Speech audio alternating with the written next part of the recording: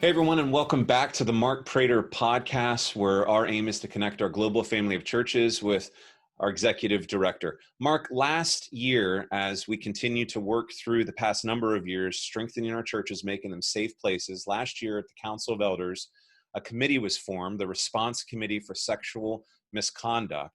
Can you give us an update about what they've been up to? Yeah, they've been very, very busy, and they exist to really serve our pastors, and they've been doing some really good work. Maybe the place to start is to remind the guys who are on the committee. Okay. That's Kyle Huber, Larry Malamant, Aaron Mayfield, who's the chair, Josh Murphy, and Derek Overstreet. And potentially, if the Council of Elders affirms a sixth member, they're wanting to add a sixth member in our Council of Elders meeting in November. The nominating committee is going to nominate Steve Bice for that. So he would be an addition should the Council of Elders approve that. Nice choice. So what has their work been like over the last year? What can you tell us?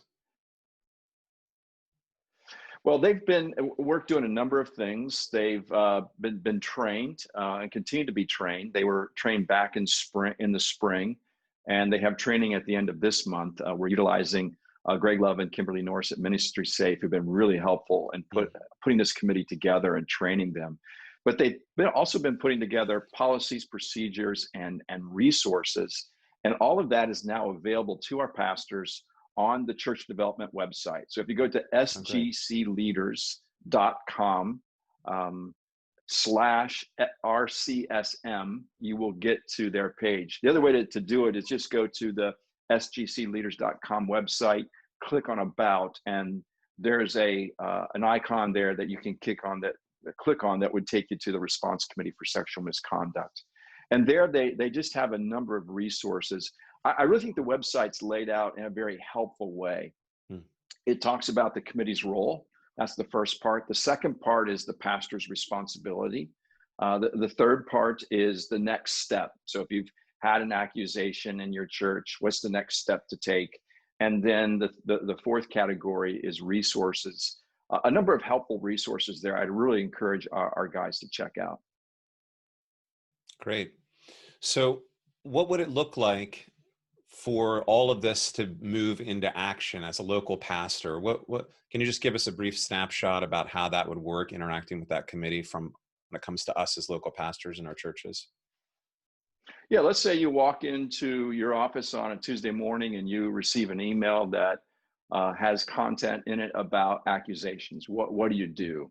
I think instinctively first report to authorities, obviously, right. And that's required in our book of church order, whether state law requires it or not. And then you want to obviously contact your eldership, the other guys that are on your team. Right. And then I would say contact the Response Committee for Sexual Misconduct. There are situations where pastors, according to the BCO, are required to contact the Response Committee for Sexual Misconduct. Those are these three categories: when an elder or former elder is accused or criminally charged with sexual misconduct. Okay. Secondly, when a church employee or volunteer working with minors is accused or criminally charged with sexual misconduct. And then third, when an elder or former elder is accused of mishandling a case of sexual misconduct. Each of those cases, it's required. However, you're invited to contact the Response Committee for Sexual Misconduct for any other situation that you might face when a church member or an attender or their child is accused of sexual misconduct, or they're alleging sexual misconduct. They are just going to be a great resource for you.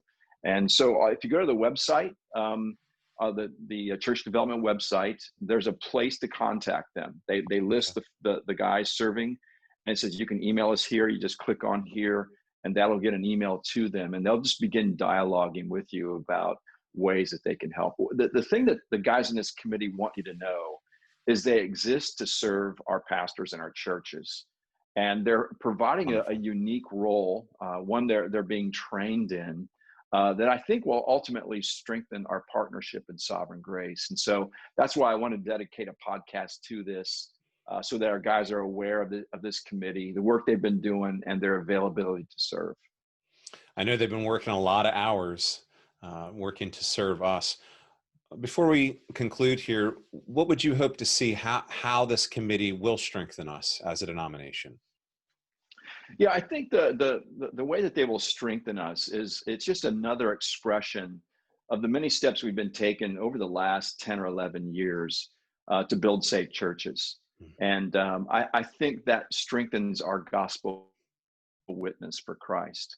So when you drop down below sort of that big picture goal, so to speak, these men will walk alongside of you and just help you make sure that every box is being checked, that a pastor's doing everything he can do to respond to accusations in a faithful way that both honors Scripture and honors state law.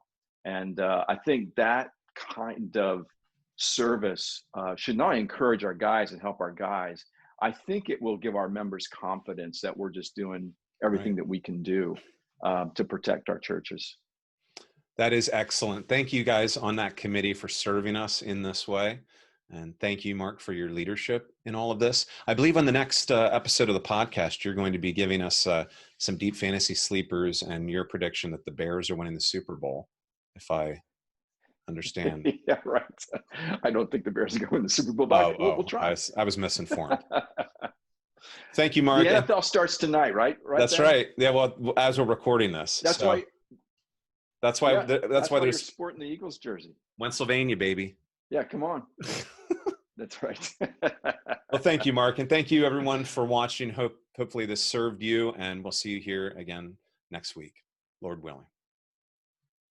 Thank you for watching. If you have questions or comments, Mark would love to hear from you. For more videos like this, hit subscribe on YouTube or by email at markkprater.com.